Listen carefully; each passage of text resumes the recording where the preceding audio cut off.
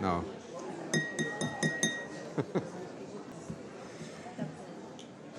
Excellencies, ladies and gentlemen, may I please ask you to take your seats, fasten your seatbelts for a very exciting afternoon of presentations. May I begin by first introducing myself. My name is Achim Steiner. I head the United Nations Development Program, and this afternoon it is my pleasure to be your host together with a remarkable group of people who in many different ways define and shape that which we are going to talk about this afternoon, but also with a room full of people who have both been part of this journey of, as I said at a dinner a couple of nights ago, and I ask for forgiveness if you had heard me say it, open our eyes to the value and significance of nature to our lives, and something that perhaps the 20th century will mark the turning point at which humanity began to realize that nature is not something to be overcome, but rather something to be protected because it actually sustains us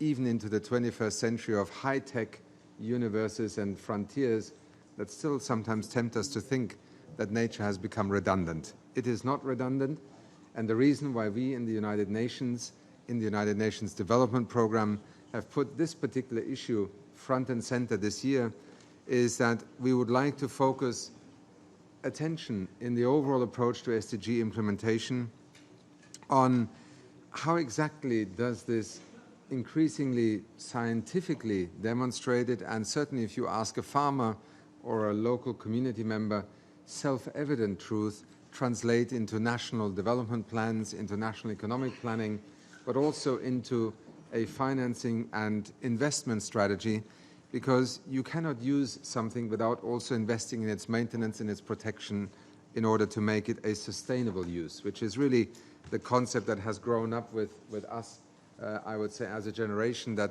saw the 1992 Rio Earth Summit begin to define a journey in rebalancing the way we look at development. Today we will hear from several governments who are represented on the podium here. Mr. Enkhtuvshin, who is the Deputy Prime Minister of Mongolia. Mame Dieng, the Minister of Environment and Sustainable Development of Senegal. Sahar Nasr, the Minister of Investment and International Cooperation of Egypt. But we also have invited the perspectives of those who have shaped our understanding of this agenda, and they very much come also from beyond and outside government. Victoria, are you here already? Not yet. Victoria Tauli-Corpuz, the Special Rapporteur on the Rights of Indigenous Peoples. Monique Barbu, the Executive Secretary of the UNCCD. Cristiana Paşca, Executive Secretary of the CBD. There you are, Cristiana. And Peter Middlebrook, the CEO of Geopolicity. Right. Thank you very much, Peter, and welcome. And also my dear friend and colleague, Ibrahim Thiaw, who now is the Secretary General's Special Advisor for the Sahel. Before we start our panel, we have prepared a video for today's event, which I hope you will enjoy. The footage of Sir David Attenborough, whose voice is one that nobody else can mimic and replicate, was kindly provided by Flora and Fauna International. And to those of you who may not live in the Anglo-Saxon universe, David Attenborough, Sir David Attenborough, his voice, his way of looking at that connection that nature represents was an eye-opener to literally a generation of people. And his wisdom, his energy is still as alive today as it has always been. So can we please play the video? Thank you.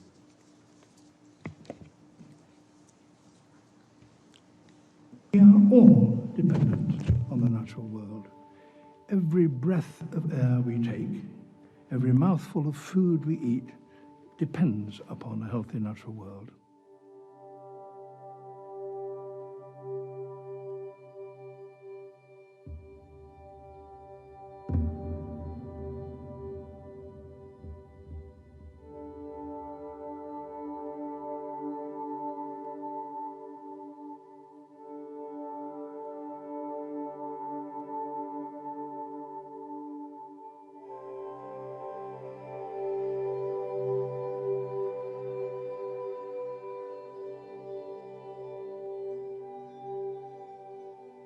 We have no alternative but to try and work in harmony with the natural world. If we ignore its requirements, if we tread roughshod over it, if we simply destroy it when it gets in our way, we will pay the price. Some might say we are already paying the price.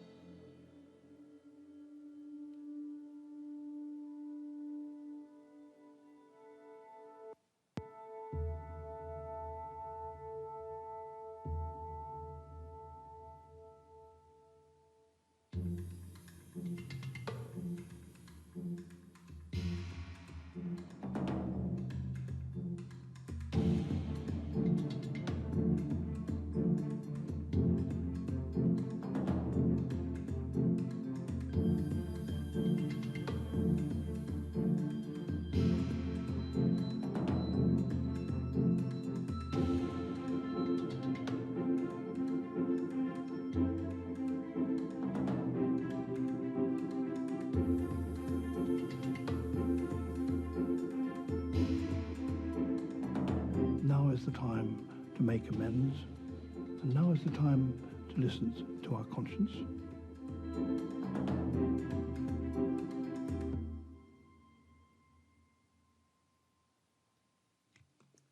Thank you very much.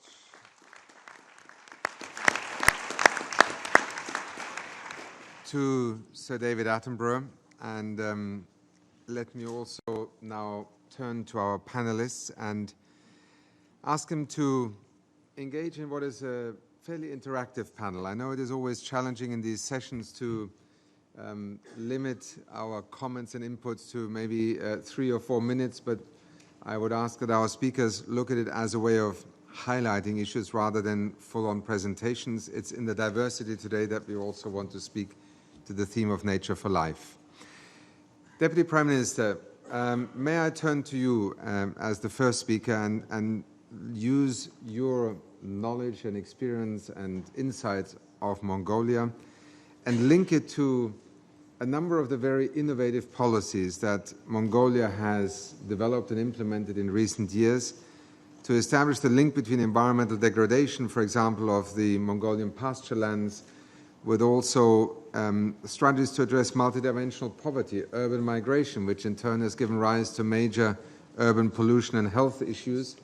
Perhaps just 3 or 4 minutes that explains how in Mongolia, with its very proud and strong traditions, you have addressed some of these challenges of our era, and particularly in your country. So over to you for introductory remarks. За үг хэлэх боломжийг олгосон эрхэм дарга, эрхэм сайдраа, эрхэм төлөөлөгчдөө та бүхэнд энэ өдрийн мэндийг хүргье. Монгол улс уг нь хөгжлийн хөтөлбөрийг хэрэгжүүлэх маш өргөн боломжтой юм улсаа. Байгалийн их нөөц баялагтай, зах зээлд борлоо их ойрхон, эдийн засгийн олон салбартай, ардчил зах зээлийг эрхэмлсэн хуультай, хөгжлийг зорьсон ийм улс төрийн намуутай ийм улсаа. Гэхдээ энэ давуу талуудаа дутуу ашиглаж байгаа учраас there will be consecutive translation. I thought you are sitting up there, but if you wait for a moment, then you will speak when the Deputy Prime Minister has spoken. So please don't look for the voice on the channel. Thank you. Please continue. Гэхдээ энэ их олон давуу тал боломжуудыг бүрэн дүүрэн ашиглаж чадахгүй байгаа. Тийм учраас ядуурл, ажилгүйдэл, байгалийн доройтол, агаарын бохирдол, хот хөдөөгийн ялгаа, шилжилт хөдөлгөөн гэх мэт олон сорилтуудтай Монгол улс засгийн газар тулгарч байна. Dear Chair, Your Excellencies, dear ladies and gentlemen, good afternoon. It is a great honor for us to present our case during this panel. First of all, before talking about our national development policies, I would like to define that in Mongolia we have numerous opportunities which we are to explore. As all of you know, we have a lot unlimited natural resources.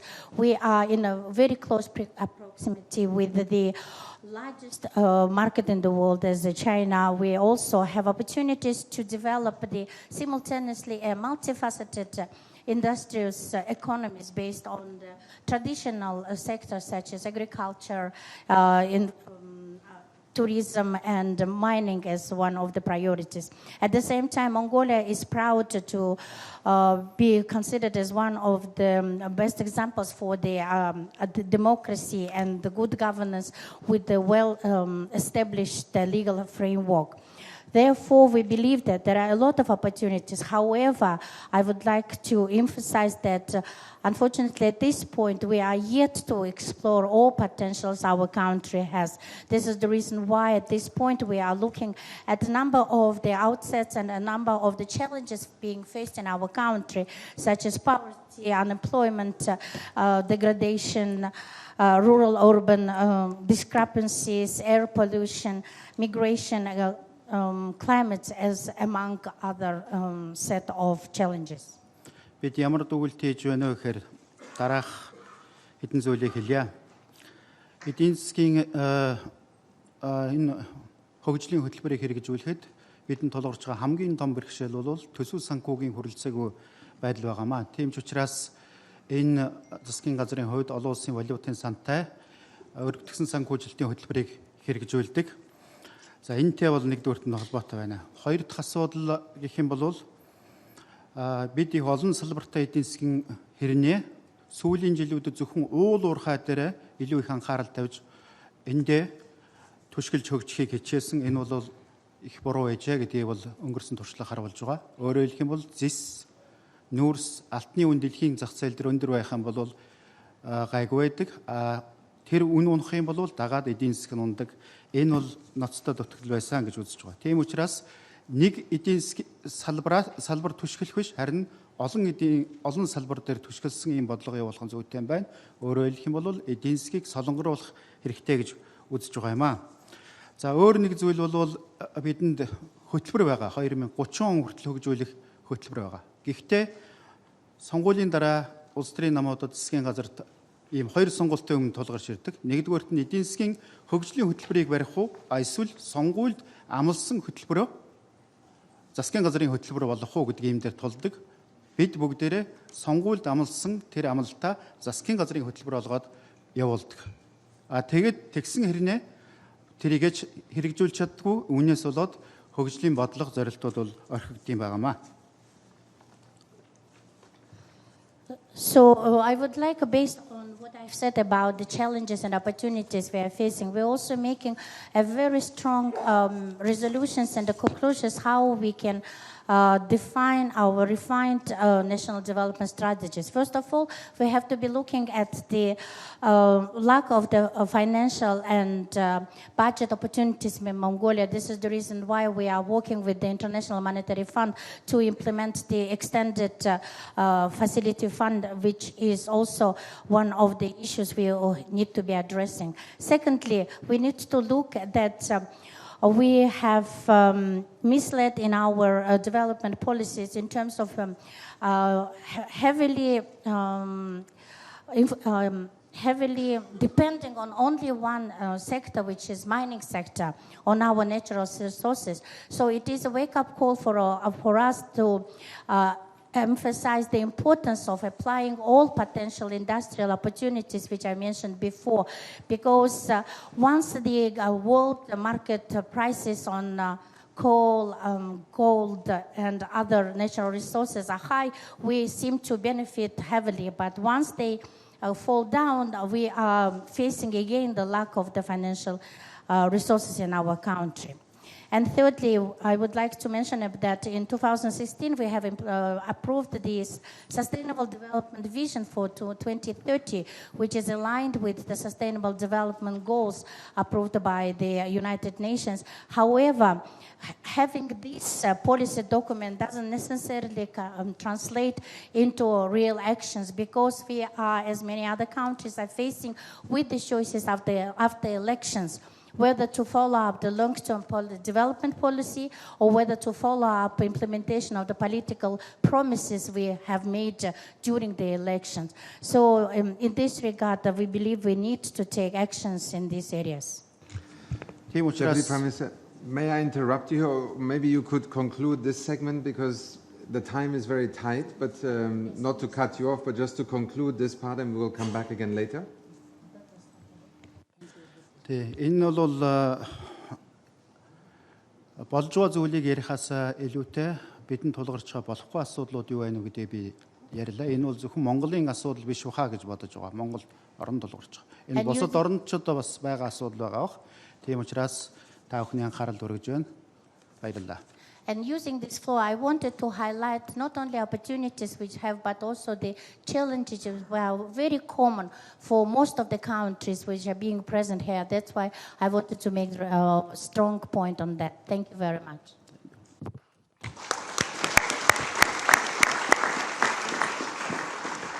Thank you very much, Deputy Prime Minister. And as I have learned firsthand by visiting Mongolia, there is an extraordinary capacity in your country to draw from a heritage, both historical, cultural, and ecological, as much as inventing Mongolia in the 21st century as a rapidly developing and economically growing nation. So thank you for sharing some of those insights. I turn now to Minister Dieng. And perhaps, Minister Dieng, I think the topic that we had hoped you would address a little bit, and from there also Senegal's overall approach, has to do with land degradation. By one estimate, and I was astonished by this figure, the annual cost of land degradation in Senegal is estimated at somewhere close to $1 billion, equivalent to 9% of GDP. Perhaps you could draw a little bit a set of conclusions from both the problem and the challenge, and how you're responding to this, because clearly this is not just an ecological issue, it's a major economic waste. Over to you. Merci beaucoup, Monsieur le Président. Je commencerai d'abord par remercier ceux qui ont rendu possible cet événement qui est très important parce que portant sur le thème très pertinent et très sensible de la dégradation des terres. Et vous m'avez demandé de partager avec vous mes réflexions sur la question et les solutions que l'État du Sénégal envisage face à ce problème. Avant de répondre, ma première réflexion porte d'abord sur le titre. Je pense qu'on pourrait être plus direct en disant la nature est la vie, ou la nature procure la vie. Et l'exemple simple, c'est que l'oxygène que nous respirons tous nous provient des arbres et des plantes. Pour répondre directement, plus spécifiquement à la question, je voudrais d'abord insister sur la signification de la terre en Afrique en général, et plus particulièrement au Sénégal. La terre a une valeur socio-culturelle et économique en Afrique. Pourquoi? Parce que pendant très longtemps, avant l'introduction de la monnaie dans nos sociétés, l'importance sociale des gens se mesurait à l'aune de l'étendue des surfaces terrestres dont ils possédaient. Et il y a même des noms pour désigner ceux qui avaient plus de terres et ceux qui avaient plus de bêtes. Donc ça, c'est la signification sociale. Et économiquement, c'est la terre qui nous procure les revenus agricoles. C'est la terre qui nous procure les pâturages avec lesquels nous élevons les bêtes. Et avant l'avènement de la monnaie en Afrique, la richesse, c'était les bêtes et les terres. Donc, il est aisé de comprendre les conséquences que peuvent avoir la dégradation des terres. Et cette dégradation est d'autant plus inconcevable qu'elle est pour l'essentiel le fait des hommes. Parce que ce sont nos pratiques qui sont à l'origine du réchauffement climatique dont une des conséquences est la dégradation des terres. Et au Sénégal, nous avons un phénomène qui date peut-être de 30 à 40 ans, qui est le phénomène de l'immigration.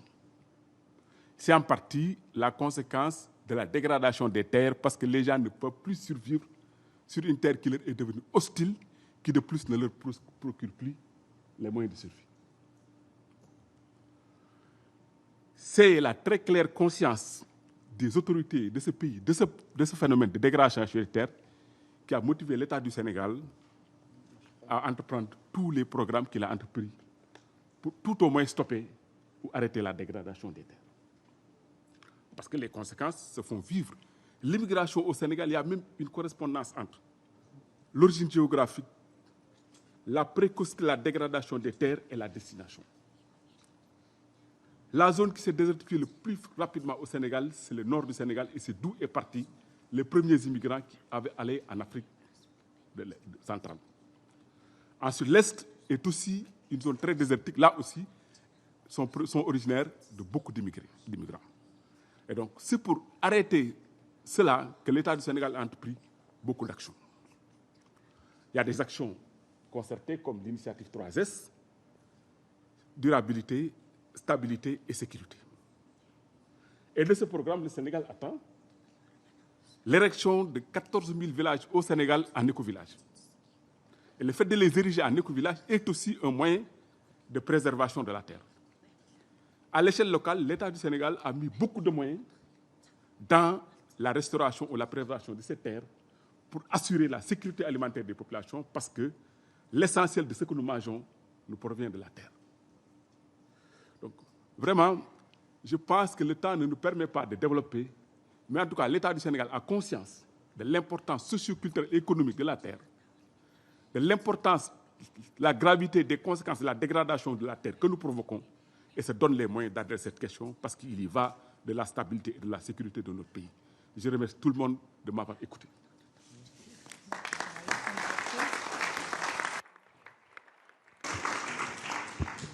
Minister, thank you very much. I know that in the room there may be just one or two who may not yet be as francophone as you are, and francophile in the sense of language, and I understand that for some reason we do not have interpretation. I profusely apologize for this. I don't want to do injustice to the minister's presentation, but what he spoke to, I think, is not just nature for life in the sense of the context of land degradation. As you pointed out, the socio-cultural dimension is actually the departure point for understanding the impact of land degradation. And I'm just paraphrasing a little bit your comments, that land degradation as a physical phenomenon also has its roots both in the place where it occurs, but also in the place that is impacted as a consequence. And you used the metaphor and the phenomenon of migration to demonstrate that, because at both ends of the departing end, where people are forced to leave because of land degradation, and at the arriving end, this poses new challenges. And you described a number of the initiatives of the government of Senegal, the Triple S initiative. I missed the first S. Stability, security, and? Sustainability, thank you. Being one example, another one, the establishment of eco-villages, looking also at the link between where people live and basic issues such as food security. As the minister said, I mean, he has, in such a short period, obviously not the ability to go deeper into some of this, but hopefully enough to attract your interest in what is happening in Senegal now, and I'm sure we will hear more about it in the course of the discussions. So, once again, Monsieur Dieng, merci beaucoup. And I know, Minister, yes, the world needs you here in New York, many different fora, but thank you for being here and for the wonderful work that you are leading. I now have the pleasure of turning to my dear friend Monique Barbu. We have known each other from days that we almost don't remember, but strikingly we both find ourselves in institutions right now that in one form or another actually are central to this notion of nature for life. And Monique, you in particular in your time at the UNCCD have tried to make that link and the nexus, or whatever you want to call it, between land degradation, development, security, one that drives an understanding of how concepts such as net zero land degradation, etc., are able to open our eyes to, first of all, what is happening and what we can reverse or stop from happening. So I hope you will address a little bit this nexus idea that has been so central to your narrative around land degradation. Welcome. So much, Achim, and I am not going to, again, go on all the doom stuff which are happening. We all know the problems. But there are also many different type of solution. And actually, just to echo what the Minister of Senegal was saying, it is true, and we have drew cards which show it. In Africa, if you take desertification, food riots, Al-Qaeda Africa, you take those three maps of where they stand, and actually you will see that they go one on top of the other, exactly the same places. So yes, clearly for us, there is a link between the land degradation, the question of global security, the question of migration. We have had a study with the UK Army who show that by 2045, you have taken that number in your film, there will be, just because of desertification, 145 million people being displaced by 2045. But at the same time, we know that we can see a different future. And we do think that SDG 15 that we share with Cristiana, who will be speaking later, is for us an accelerator of all the other SDGs. Can be the gender issue, the economic possibility, the climate. I mean, it is a real accelerator, and it is a practical vehicle for correcting action. We have seen already pockets of success. If you look at the Tigray in Ethiopia, you see that government of Ethiopia having restored more than 1 million of hectares already so far. We have other initiatives which will be worth putting at scale. I am thinking in particular of all the peace forest initiatives that we have had in the world. I'm thinking, for example, of the one between Ecuador and Peru. It is through those peace corridors that the stability has come back between the two countries, and those models could be extended. Yes, the Minister of Senegal has been talking of the 3S initiative, which is something that we support as the Secretariat. What is the 3S initiative? The 3S initiative is to say we are going to restore in the 14 countries which are part of this 3S initiative 10 million hectares of land and create 2 million jobs which will be given to return migrants and to ex-combatants in those countries. So we are trying to link those different issues together. And so for me, in the context of the 2030 agenda, the critical thing is to, yes, appreciate that if climate change and environmental degradation are drivers for migration and conflict, the reverse, the inverse, I will say, can be also true. And so if we go for massive rehabilitation of the 2 billion hectares of degraded land on this planet, then you have a way to start having actually a net gain into the world of economic and natural capital. And for me, it's a no-brainer investment. And so it will underpin the stability, the security, and the sustainability that we all need for the future. Thank you. Thank you very much. I'm very excited by the perspective that Monique has brought to this particular convention, which in turn is meant to open our eyes to some of these connections. And the metaphor of the overlapping maps is one that I think is striking. And as I turn to Victoria, I'm going to use that image for a moment. And Victoria, welcome. And here you are always welcome. This is your other home, and we're very proud that you are here in your capacity as the special rapporteur.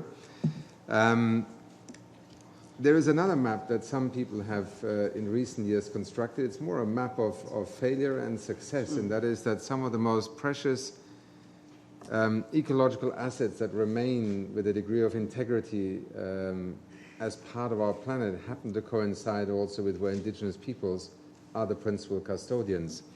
So have we come any further in that realization that the relationship between indigenous peoples and nature is fundamentally premised on different assumptions and realities than often in the rest of the world? And how have these two worlds perhaps begun to influence each other in the way that they learn from one another and respect one another? Over to you. Thank you very much, Achim. Yes, in fact, there is the data that was produced by the Global Forest Watch, which shows that in communities, in territories where indigenous peoples live, where their rights are recognized, their capacity to be able to stop deforestation as well as to increase biodiversity and climate change mitigation are enhanced. And their data shows that, for instance, in the Amazon in Brazil, where the rights of indigenous peoples to their forests are recognized, the deforestation rate is 11 times lower and the carbon storage is 36 times higher compared to areas which are managed by the government or where the rights are not recognized. So I think that direct connection is also established in the evidence that is coming out from the studies of many organizations. Now, the intersection between how the indigenous peoples have been conserving, restoring, and rehabilitating their forest, and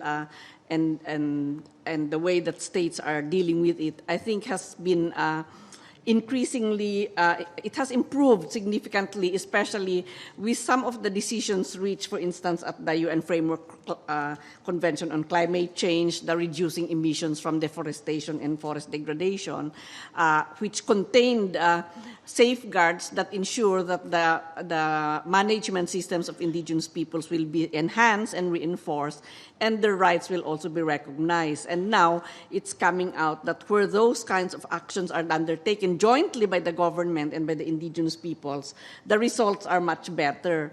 The other thing I think is in relation to also to the worldviews and the lifestyles as well as the philosophies of indigenous peoples. One of the key principles that indigenous peoples believe in is what they call the seventh generation principle, you know, that whatever actions you take now, you have to take into account what are the impacts of people for the people 7 generations ahead. And that is a very key principle that many indigenous peoples believe in and practice. And I think that's one thing that governments should as well think through, because we are not just talking about the present community. We have to think about our impacts for people 7 generations in the future. And if you think in those terms, then the imperative of conserving and restoring and rehabilitating landscapes is really built in within your own system. And I think that's what we are trying to do now here as we want to achieve the Sustainable Development Goals. Thank you.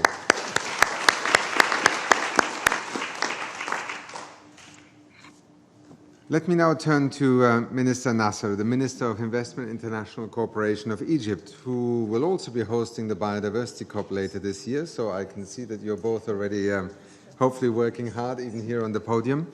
But to you, Minister, the question also, if there's one image that I associate with Egypt, it is water, the vital role of water in an otherwise increasingly intense process of development in which nature is, in one sense, both victim and at the same time guarantee for the future. How, when you think about investment in Egypt today, how does nature feature in this? And is it something that you as minister are able to sell also to other ministers, to the finance minister, and perhaps to the citizens of Egypt? Over to you. Thank you very much, Achim Steiner. Thanks for the question and thanks for inviting me to this panel. Indeed, Egypt is moving forward with a very ambitious economic and social reform program where the President has put a ground vision, and as a government, we're there to implement. And one key pillar, so I'll focus on 2 quick pillars. One key pillar is promoting the role of the private sector, and hence we put forward an investment law that has provided tax and non-tax incentives, as well as awards to the corporates that take into account all the environmental issues, all the safety nets that are required, in addition of protection of nature, and that's a prerequisite, and all the incentive would only be provided to these companies, whether large or small. A key pillar is the conservation of the natural resources in this program through the investment and protection of these natural areas and all the natural resources that the country is endowed with. And that is done in effective consultation between the private sector, but also with the local communities that play a very active role in the process. And referring to the conference that you've just mentioned that will take place in Sharm el-Sheikh, the biodiversity conference, I have also my colleague here, Minister of Environment, Dr. Yasmin Fuad, who is leading the process, and I know who will be meeting with you in a few hours. She's taking the lead, and we're relying a lot on the UNDP and the UN families, yes, here, Yasmin, on that. And obviously we are cooperating as a Minister of Investment and also an international cooperation where we're pooling a lot of resources, and we're making sure that these requirements are there implicit and put clearly in all our projects with the IFIs, but also at the bilateral level.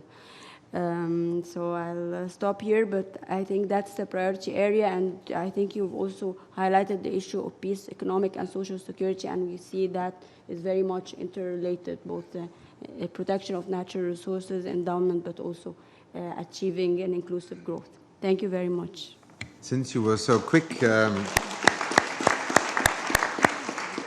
let me just use Egypt and perhaps give you just an opportunity to say we often think of biodiversity as things that walk and grow on land. In Egypt, in fact, a lot of biodiversity also happens in the sea, or happens to be in the sea and in the marine biodiversity realm. Perhaps a comment or two also, because tourism without that would be difficult to imagine in Egypt, isn't it? One obvious link.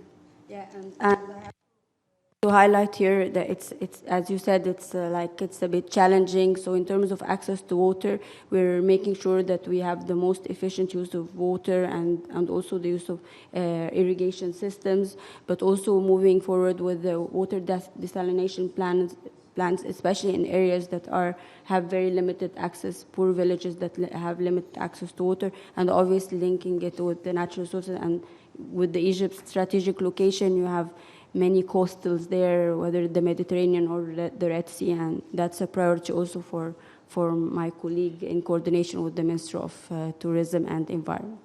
Thank you. Thank you. Christiana, in your hands rests, so to speak, the next chapter of the biodiversity agenda, and you have sometimes cited the ambition that, we need to get to a Paris moment on the biodiversity agenda, and you have also used this term of the infrastructure of life. So here you are, you're now presiding over the Convention on Biological Diversity. You have run the Secretariat for a while, you have traveled the world. What makes you think that we are making progress on that vision that you have articulated? And what are some, maybe one or two or three major reasons or drivers of that progress? Over to you. Thanks a lot, Achim. And indeed, it's a fascinating position to be in. I don't have all the answers, so I'm relying on the greater, wider community to find solutions to the very serious challenges we have with nature and biodiversity moving forward. I would like to maybe sort of tie some of the points that have been discussed here, and also take Monique's view. I very much share that there is a lot of doom in this agenda, but I really want to stay on the positive side and focus on the opportunities and the solutions and the innovative solutions. Yes, I'm using the term infrastructure for life because I think the totality of the forms of life and the web that exists between them, the ecosystem services that provide for everything that we humans use, it's actually what allows us to not only live on this planet but also develop and grow and have a good life. But if I take a particular challenge, and I think that also has been mentioned in the concept note that you shared with us for this event, it's related to urbanization.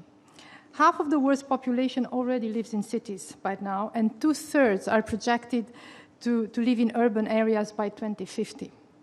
I think this is quite eye-opening in terms of the threats that means to biodiversity, but also in terms of the opportunities. And we know that 70% of the world population will be urban by 2030. This is a tremendous increase from the 55% that we have today. And moreover, these urban land areas are located in or near biodiversity hotspots will increase 4 times. So the pressures on the intact areas that we need to preserve would be very high. From an opportunities perspective, I think a World Bank report indicates that almost 60% of the areas that will be urbanized by 2030 are not yet developed. And this will require an approximate $4.5 trillion investment. So we have an opportunity now, and I'm sitting next to the Minister of Infrastructure, to really build with nature. When we are developing this infrastructure for the future urban areas, to look at how can we do that in order to preserve not only the biodiversity, but also the water resources and many others. And there are ways to do it. There are innovative examples already out there, and I would like to focus on 2. One is cities as sponges. How many of you have heard about that? It's reported in a recent UN Environment report, and using cities and the planning of a city as an integrated approach to flood and drought management. So what's a sponge city? It's a type of sustainable urban development that includes flood control, water conservation, water quality improvement, and natural ecosystem protection. There are already, I think China is investing a lot in them, and there are some positive results. Second, a waffle landscape. A waffle landscape design is being advanced currently in the rural areas of the Red River Valley at the border between US and Canada. And in this type of design, they use existing raised road infrastructure networks of the prairie landscape to temporarily store water, much like a waffle stores the syrup, when we have a waffle in the morning. So this integrated approach has multiple co-benefits through reduced flooding and increased soil moisture for times of drought, and of course, water conservation. So how about sponge cities and prairie waffles for the next generation of nature-based solutions for our challenges? So I think, that's the way I would think as infrastructure for life. And very interestingly, because in Egypt, in Sharm el-Sheikh in November, one of the themes of the COP will be mainstreaming biodiversity in the infrastructure sectors. So here, I think if we all open up to this innovative new thinking and looking at the tremendous amount of investments that would be required, perhaps we can do it right from the very beginning and build with nature so we preserve this infrastructure. Thank you.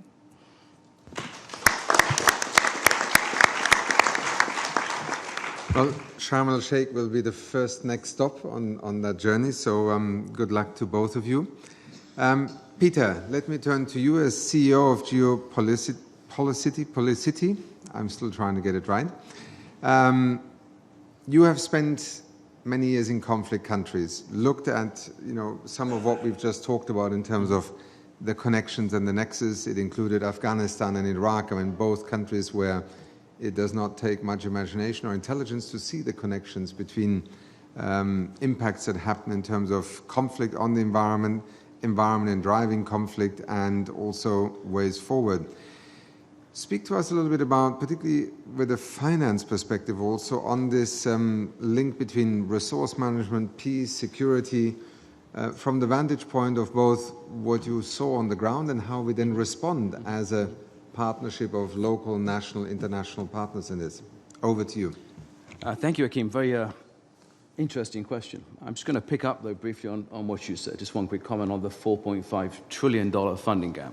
Just to put that in perspective, $4.5 trillion is peanuts. You have about $700 trillion in derivatives and futures markets There are $27 trillion currently sitting in Nostros accounts doing nothing.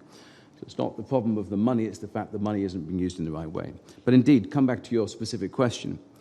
In both countries, Iraq, Afghanistan, but I think wider still than that, many fragile states, and I take Somalia and Liberia as equally good examples, it's the struggle to monopolize resources per se.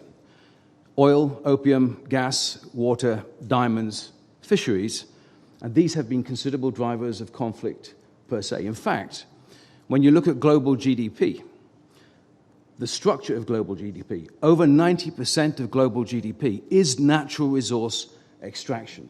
So our entire economic model and our growth model is based on the extraction of a finite resource. And what we've done in these fragile states is often encourage countries to follow the same trend in a different way. In Afghanistan, if I may speak to that very briefly, opium, as we say, grows on the soils of insecurity, and that affects governance. The gas lines, which are critical to channel gas from Central Asia to Southern Asia, which creates fiscal resources to government, requires mutual dependencies to be built between governments. And a lot of work has been done in this space. Indeed, there are $2 trillion of mineral deposits sitting under the ground, and we failed to get them out or use them for state building because somehow there's a very weak state. We don't have political risk guarantees, and the big operators don't want to get involved in a space where, in fact, they're burdening the entire risk of the gambit by themselves. Now, as the only private sector representative here, we have a saying in the private sector. We say second place is the first loser, and the light at the end of the tunnel is just another train coming. So part of what needs to happen here is really to rethink the relationship between the public sector and how you unleash the potential of private capital without going through the pillage and the plundering of resources, and that requires some nuances. In Iraq, where I spent a fair bit of time, there's a similar struggle to monopolize oil. And in the transition from a unitary to a federal system, oil and negotiations on the utilization of that was an absolutely essential precondition for the entire discussion on devolution and voice within that emerging system. Liberia, Sierra Leone will be a similar case around diamonds, where the struggle for control of diamonds and those revenues created huge instability by itself. In Somalia, where we've been working recently, we've put the first blended finance models together. There's a $2 billion investment framework which has just been established, and for the first time, working with colleagues in UNDP, with Albert Sow and Joe Nichols in particular, putting together some very innovative ways of trying to unlock resources to build a viable state. In the fragile state context, there's an old saying: revenues are a necessary precondition for a state, lest it is no longer a state. Any country in this world that has revenues of 20% to GDP is fragile, and they cannot fund the core functions. And all the states that you talk about are sitting on huge resources that are simply not being deployed for such a goal. So all of these conflicts, and I conclude very briefly, if you look at the percentage of exports of these countries, Afghanistan, 80% of exports are natural resource-based. In Iraq, it's 96%. In Somalia, it's 80%, and the same in Liberia. Exports provide foreign currency, which secures the national budget and the purchasing power for other products too. So, are we doing enough? Do we have the models? Blended finance is still a discussion. Have we yet quite come together to identify prototypes? Yes, we're in the process of doing it. In fact, it's often the private sector, CIPIC and other initiatives which are doing this. So there's lots of hope, I think, that we can get into a new space. Can we do more? Yes. Can we do better? Yes, we have to. Can we think about strengthening partnerships between the private sector and the public sector and reimagining the art of what is possible? I'm afraid we're going to have to be able to do that, however difficult a question it is. And with that, I think I will close.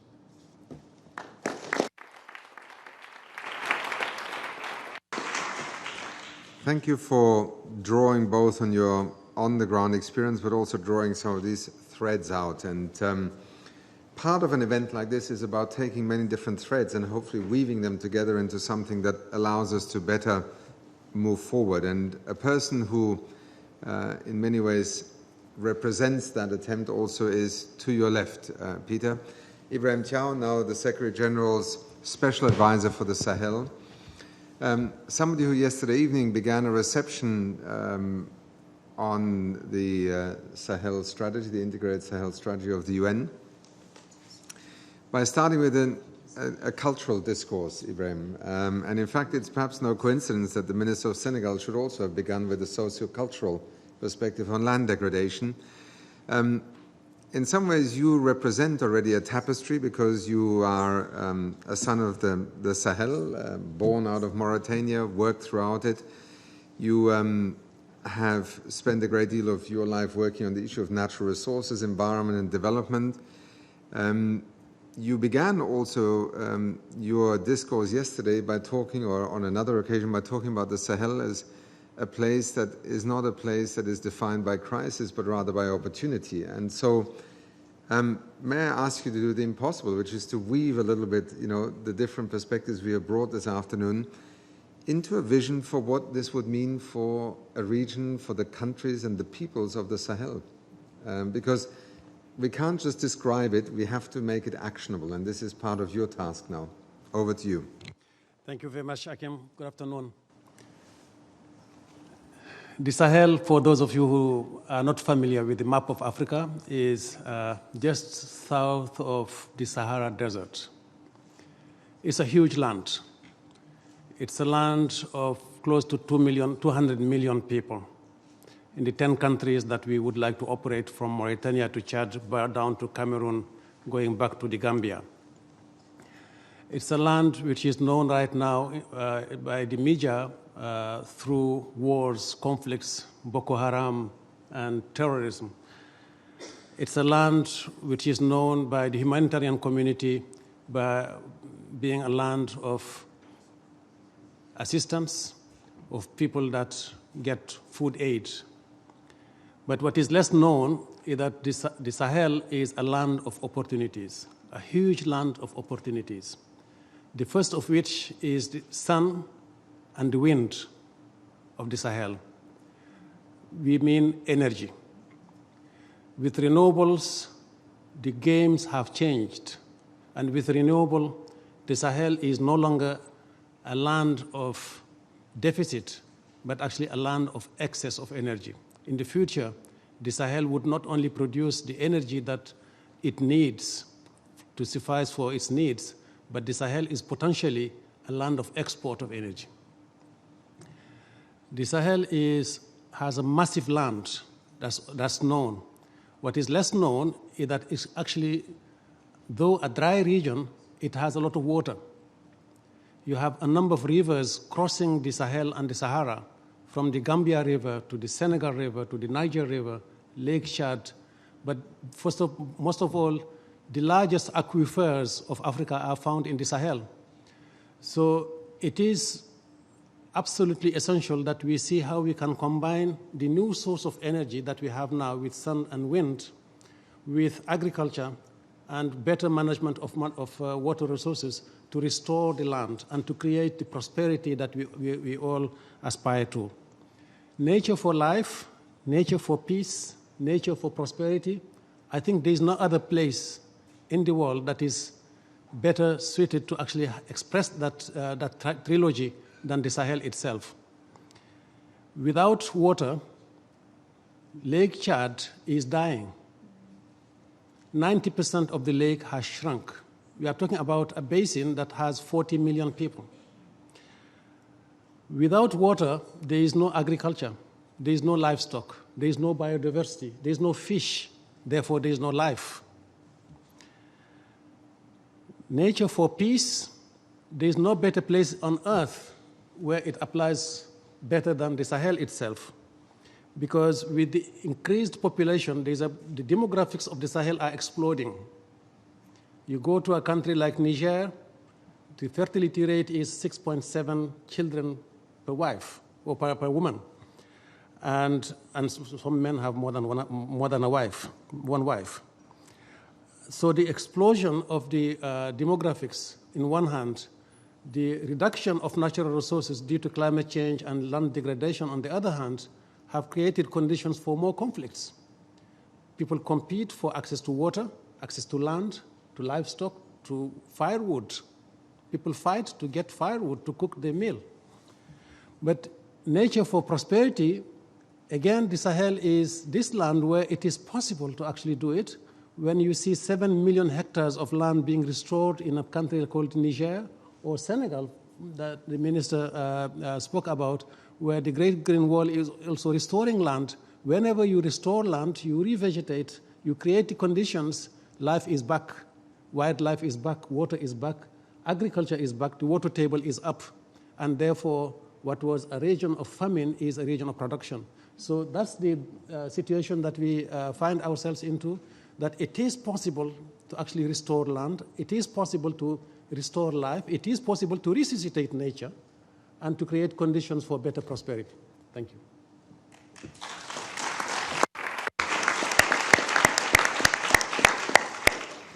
I was just thinking, it's almost poetic to listen to your vision for the Sahel, and I think it is so important that we describe a region such as the Sahel not only in terms of the security deficits that are there, but also the potentials that are there, and also how people would describe their region. And in so doing, Ibrahim, you have also given expression very much to this notion of nature for life, because where else, if not in the Sahel, is that both the foundation of people's lives today and certainly, as you have put it, for what happens next also. Colleagues, because of the extraordinary discipline on this wonderful podium, I now have the rare opportunity in these panels, it doesn't happen often, to actually turn to you and say, what do you think? Obviously, you have to be disciplined, so we can take quite a few comments. I would say a minute maximum, a thought, an idea, a disagreement. What does nature for life mean to you? Let me start here on the left. Please introduce yourself and then a one.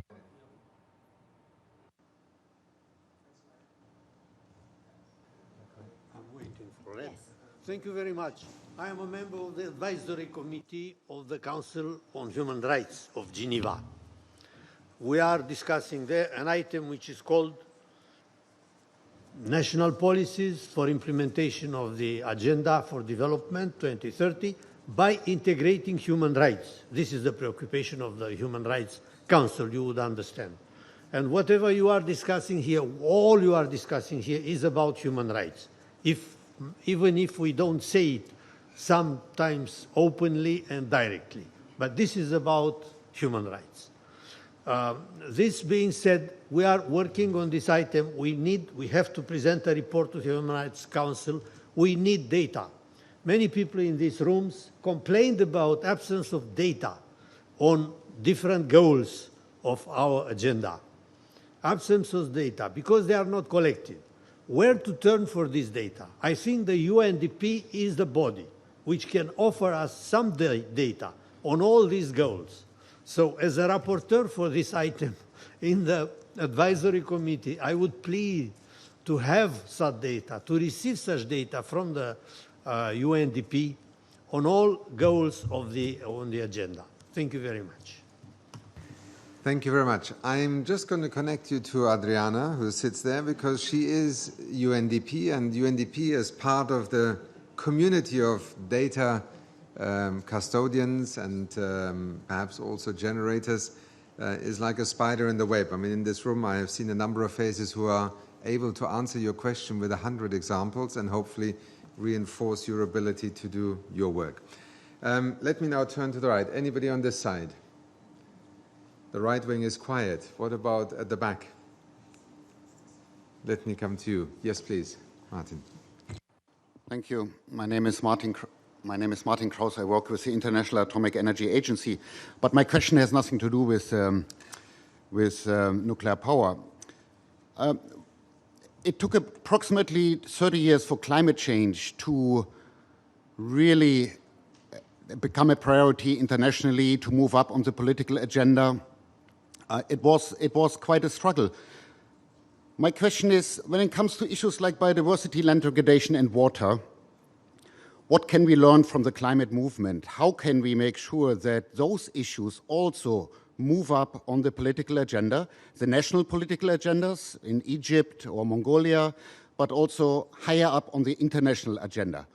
because we have been debating amongst scientists and experts since 1992 those issues, how we can reconcile economic growth, protection of environment. But what needs to be done? What can we learn from the climate movement to help us to bring those issues higher up? Thank you. Thank you, Martin. Yes, I have a hand at the back, and then the lady here. Yes, in the white jacket. Good evening. Good evening, everyone. My name is Kevin. I represent the International Federation of Medical Student Associations.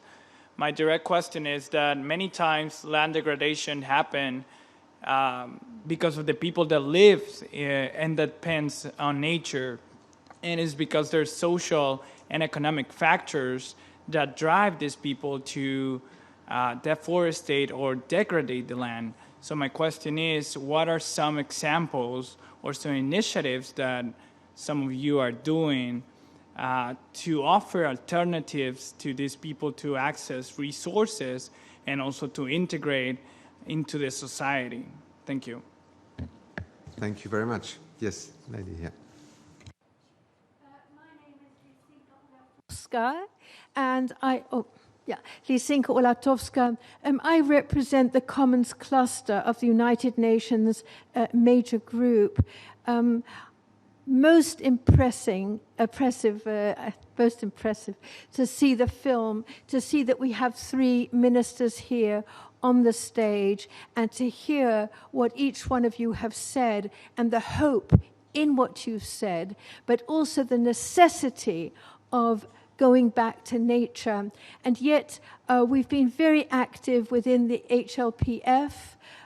We've also been looking at the negotiations for the ministerial declaration. And the absence in the general feeling of everything is that everything can happen in a vacuum, but we don't really have to be rooted in nature. And what you're all telling us here is how important that is.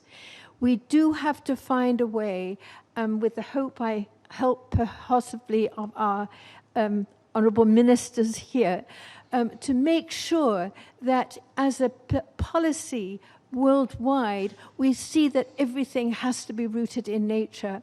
And I'm wondering, a plea to you to join us down here who are trying to work for that. Let's try and make everything be rooted in nature. Thank you. Thank you. Yes, ma'am.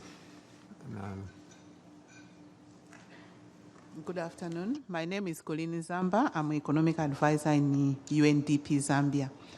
I might have missed on the presentation on the Sahel, but I just wanted to hear a comment on what's the plan really to transform the Sahel challenge into an opportunity while preserving nature, and then having all the 10 countries, part and parcel of the process in terms of what is really the regional approach to that. Thank you. Thank you very much, Colleen. Over to the gentleman here. Yes, please.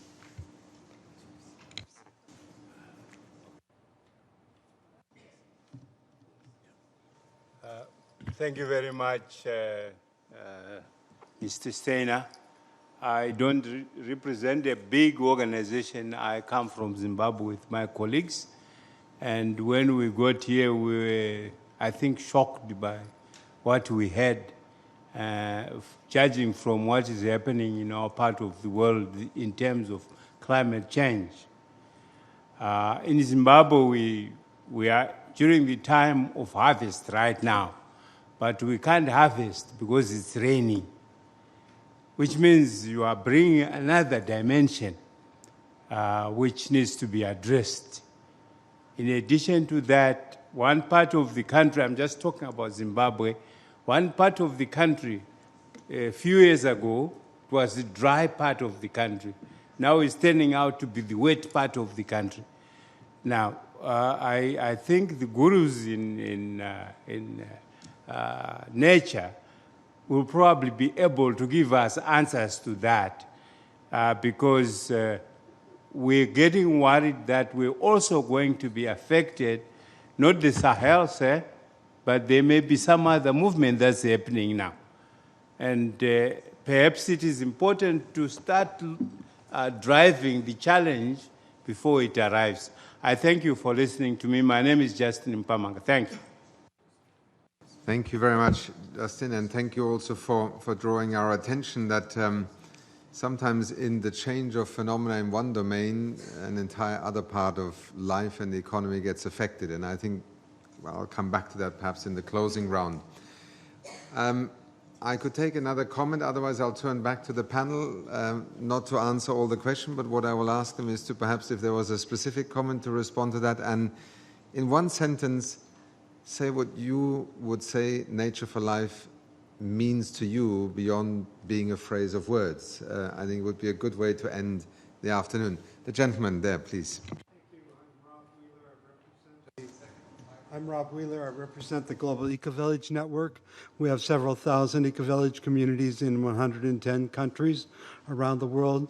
Most of them are engaged in ecosystem restoration. Almost all of them would like to do a lot more with this.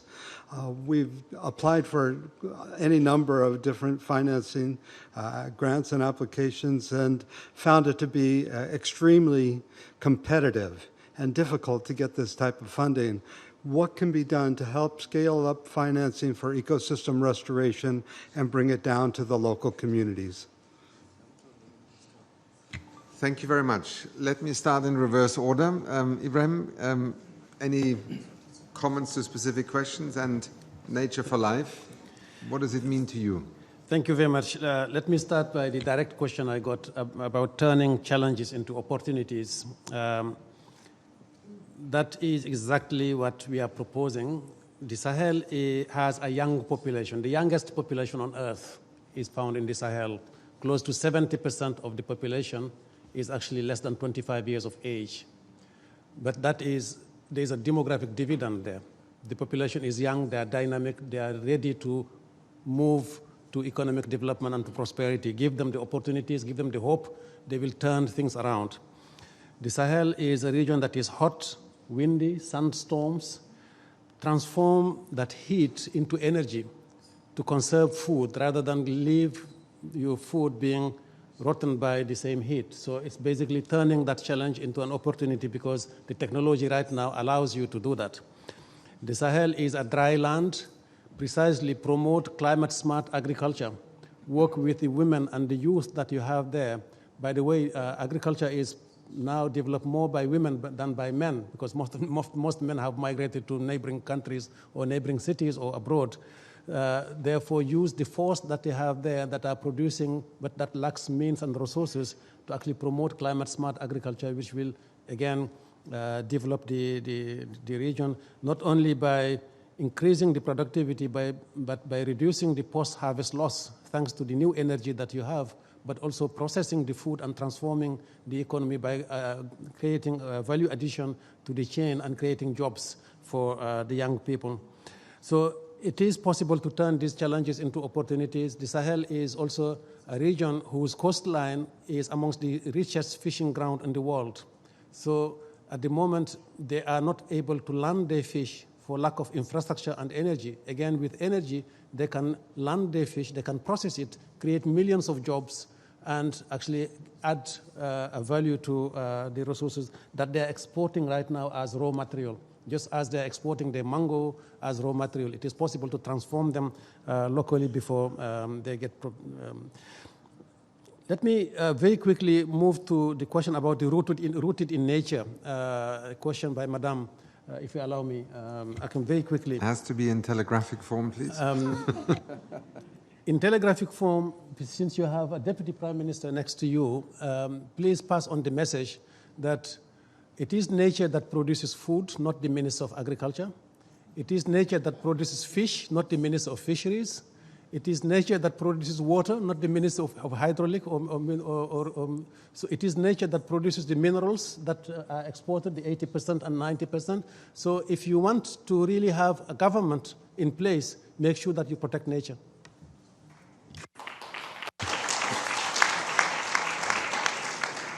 See, sometimes in telegraphy lies beauty, so thank you.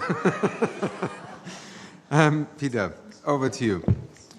Thank you. Just maybe some final comments. And I look at it particularly from a fragile state point of view. What happens in a fragile state, the largest percent of transactions are informal or illegal. So you get the dominance of what we call the coping, the combat, and the covert economies. So what happens in a country where 90% of transactions are beyond the purview of the state or the international community? Therefore, the extraction goes that route too. There is hope on the horizon in the sense that traditionally we've said that a formal economy is taxable and informal economy is not taxable. The arrival of cashless societies is here. When you if you go to Somalia, which is one of the pilots, you go to Somalia, you cannot use any physical fiat currency to any shop. They only accept digital transfers. When you get a cashless society, in fact, the division between formal and informal economy disappears because every transaction is knowable, so everything comes into play. But for this to really be unlocked, in my view, we need to wake up, I think, which we are slowly doing as a species. We're doing a lot of damage. We don't have the final instruments in place. We sometimes have been showing away from the correct, difficult questions. And there's probably a space for some good disruption that allows resources to flow into the places that it should. As a final footnote, I'm also an advisor to the Elephant Protection Initiative, and one of the key things that we found when we started doing a stock taking is that, in fact, just the EPI is funded through 50 different channels of resources, none which talk to each other. So somehow we need to think more collaboratively, less competitively, and I guess this discussion is very welcome and very much part of that process. Thank you. Peter, thank you for the clarity of linking the economy of conflict also to the kind of, as you call it, extractive industry that goes with it, and perhaps some of the phenomena that are changing that. I'm also struck by the fact the juxtaposition of finance, and Jamie, I'm just going to pick on you for 1 second because I can't fully remember the figure. We take certain things almost for granted right now, which is, deforestation, and how much we invest in deforestation surely must be less than we actually invest in restoration and reforestation. Jamie, just give us the figure that we were talking about just a couple of days ago on how much is going to one and how much is going to the other. Private sector finance is 140 to 1, and public sector finance is 40 to 1 for deforestation drivers. So in the private sector economy, for every dollar that you invest in reforestation, you're actually investing $140 in actually cutting down forests. It's not a crime, but it's a fact. And I think it shows something about the economy. And would you believe it, even in the public sector, we spend $1 on reforestation and 40 on cutting down forests. So these are the economies of finance that we are trying to reconfigure. Cristiana. Thank you. I think perhaps I could address the question on the political relevance and what can we learn from the climate change success. Well, let's not forget that to get to that success in Paris, we had to pass through some really tough moments. Copenhagen being one of them in terms of a collapse of international negotiations. But perhaps what is more telling is that climate change starts to affect people's life in a very notable way. And that from year to year, we see more and more damage and more changes in the patterns that we are used to in agriculture, in rainfall, etc. So for biodiversity, and over a road, let's say over a journey of peppered with this kind of moments, I think the awakening started to arise. The science was there, so in the end, we got also to the big political relevance and the focus and the energy that we say now going through this aspect. So that's all fantastic. What I think we are missing is that we are treating climate change perhaps as one solvable problem outside everything else. And the Earth, the planet, is just a system of systems. That the nature is there. Climate change is just a manifestation of the imbalance between these systems. So what's happening in the space, in the realm of biodiversity convention is, in many respects, the biodiversity loss, it's much faster than the climate is changing.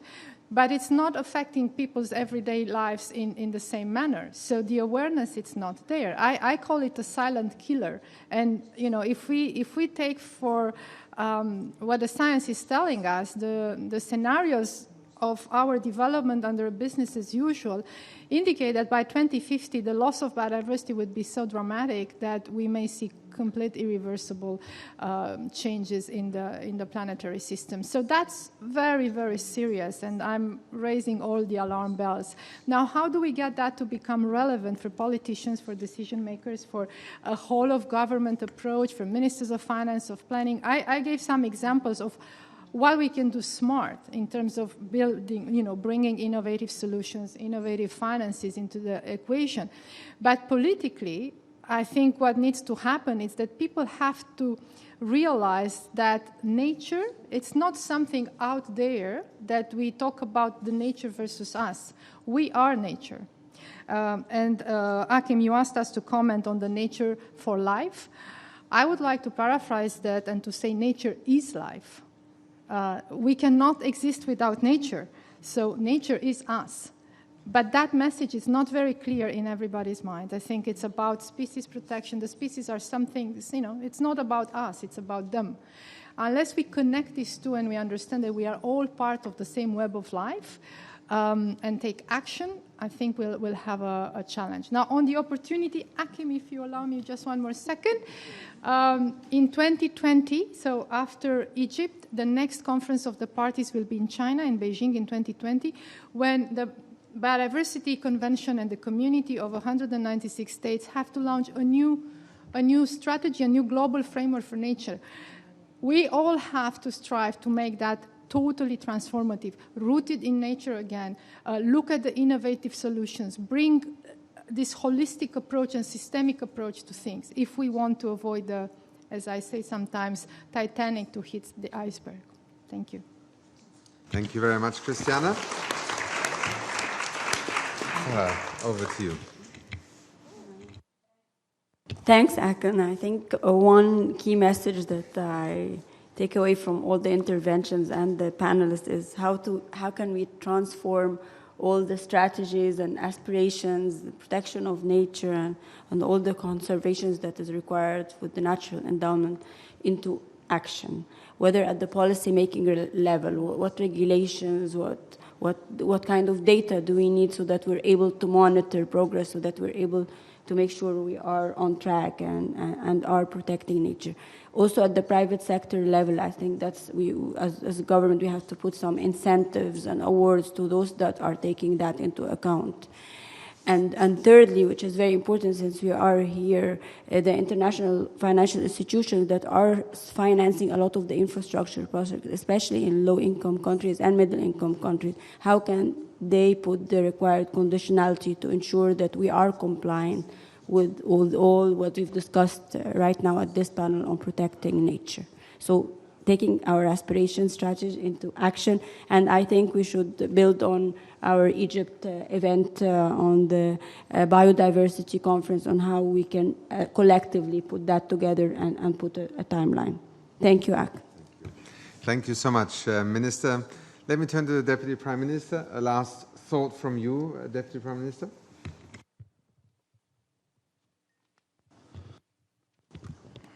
За баярлалаа. Монгол улс 3 сая илүү хүнтэй 1.5 сая хавтгай дөрвөлжин километр нутагтай учраас байгаль цагаарын өөрчлөлтийг хамгийн их мэдэрч байгаа ийм улс байгаамаа. Тийм учраас бид ямар бодлого явуулах гэж байна вэхээр энэ бол бүх нийтийн үлс. Байгаль хамгаална гэдэг бол бүх нийтийн үлс. Зөвхөн төрийн үүрэг биш. Иргэдийн, төрийн бус байгууллагын бүх нийтийн үлс. Тийм учраас бүх сайдэрт байгаль хамгаалах тийм чиг үүргийг хуулиар бол олгогдсон байгаа. Сайдрын ажлыг дүгнэхдээ заавал байгаль хамгаалах чиглэлдээ юу хийсэн бэ гэдгийг бол дүгнэх ёстой гэж үзэж байгаа. Хоёрдугаарт нь байгалийн нөөц бол хязгаарлагдвал нөөц. Энийг энэ үеийнхэн ашиглахгүй бид ирээдүйд цагаасаа зээлж авч байгаа ийм баялаг байгаамаа. Тийм учраас одоо ашиглах нь юу байх юм? 20 оноос хойш 30 он, 40 оноос хойш ашиглах нь юу байх юм гэдэг ийм бодлого гаргаад явж байна. Okay, thank you very much. And first of all, I would like to say that Mongolia has a population of 3 million people, but with a territory of 1.5 million square meters, which means that we are the most we are the people who really understand and feel how the climate change impacts on the people on another territory and other nature. As the government of Mongolia is pursuing a number of policies to improve our situation in terms of ensuring sustainable development, first of all, we strive to ensure that everybody understands that sustainable development and nature protection is the whole of society approach. We are taking into account that all the state, all the people, and all civil society, and all stakeholders have to take actions as the whole of the society to ensure that everybody understands it's his or her own responsibility. As for the government policy, each minister in the cabinet is required and instructed to report on how his or her ministry is undertaking or implementing the sector-relevant policies in regards to reflection of the environment-sensitive issues. That's the major change we have been taking into account recently. And secondly, we also have to understand that the natural resources are very limited. We borrow from the future, we borrow from the earth. So our government understands this very clearly. So we have identified the policy we are working to identify the policy whereas we allocate the usage of our natural resources on the timely basis, because we cannot use all natural resources at once. We need to have very sustainable, very long-standing policy on ensuring that we are following up the policies on sustainable use of natural resources. Prime Minister, thank you very much for very wise words, and I think we are all watching with fascination how that becomes part of Mongolia's future strategy. Victoria, a last thought from you. Thank you. Well, I think that a lot of things have been said. I think one of the key approaches that we really need to do is to have a radical change of our mindsets and the way we behave. And when we talk about nature, I mean, as it was mentioned, nature is life. And for indigenous peoples, nature is the community. We look at nature as part of ourselves, and we are part of nature. And I think that the belief that whatever we do to nature, whatever bad thing we do to nature, it comes back to us, and so we have to really be very mindful of all the things that we do to all our relations, the indigenous peoples, whenever they pray, they say to all our relations, which are both the living and the non-living things, the seen and the unseen, and then the past, the future, and the present. So you look at all this in a holistic frame, and I think that we don't lack tools. We have a lot of instruments, but we are not just integrating this into the education system. And I think the education for nature, nature has to really be part of the education system, because that's the only way that we will change the mindsets of our children who will be inheriting the future. So if we are able to put in place education work that really appreciates nature in the way we think nature should be regarded, in terms of restoring it, in terms of protecting it, in terms of rehabilitating what has been destroyed. If we put that as part of the education system from kindergarten up to higher education, then maybe there is going to be a change, and maybe we will be able to see a better world for our future generations. Thank you. Thank you very much, Victoria. Thank you to all of you. My apologies, we went slightly over time, but I think you will agree, a fascinating spectrum. I will not try and summarize. Let me leave you with one thought, which is to remind us that this is happening, this event, alongside many others, in the context of the high-level political forum, in which we are, coming together as a global community to show one another, teach one another, show one another what it is that we're doing about implementing the Sustainable Development Goals, the 2030 Agenda. If there's one thing that I think, again, this afternoon has become extremely clear, is in trying to tackle the challenge of nature for life and understanding not only the connections, the economics, the socio-cultural, the ecological, it is to make the connection. Part of the difficulty is that as we become passionate about an issue, we also become parochial sometimes. much of the solution to what is happening to nature may lie outside of nature. It lies with human beings and their decisions about consumption, about production, about land use. And so very quickly we come into what the SDGs are all about. If you want to save nature, if you want nature for life to be there, if you don't want to, as one minister once said, erase the hard disk of life, then you've got to start dealing with things that have to do with people's food, with people's energy, with people's education. At the end of the day, and I love the analogy on education, you know, we're all architects, we're all designers. The problem is we keep on designing these edifices that only have one leg. Let's go out there and take these SDGs seriously, make nature for life a design principle, and it's amazing how much more we can both leverage in terms of allies, funds, resources, political agendas, and maybe that Paris moment is not that far off, Cristiana. So with these thoughts, on behalf of my colleagues in UNDP and the UN family, thank you for being here this afternoon and for making this week such a fascinating storytelling opportunity. Thank you. Bye-bye.